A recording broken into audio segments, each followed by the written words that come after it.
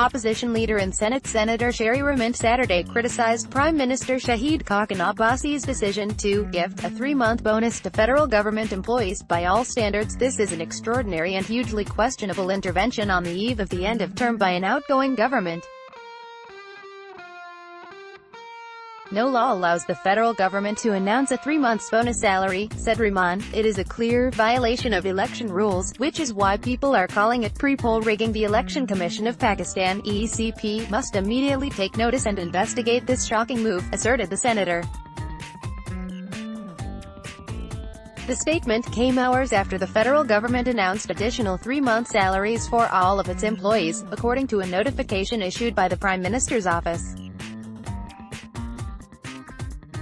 Rehman, who is also the Pakistan People's Party (PPP) vice president, added, "The move is an open attempt to stack the decks in favor of the ruling party through the interim period.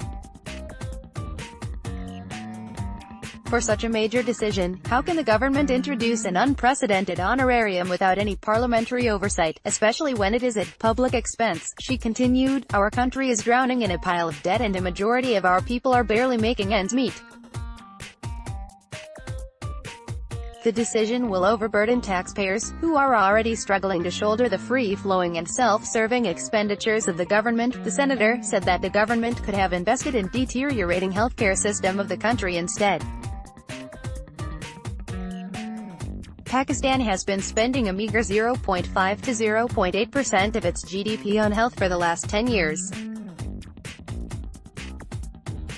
If not healthcare, the amount could have been allocated to pay teachers, build classrooms or grant scholarships, as 40% of public sector primary schools are being operated without electricity and around 25% of schools do not even have boundary walls. This money could have built thousands of classrooms and sent millions of children to school. Considering the fact that 25 million children are out of school in Pakistan, she maintained, it is infuriating and disappointing to see that even in their final days of tenure, the PMLN still has its own agenda placed above the interest of the people.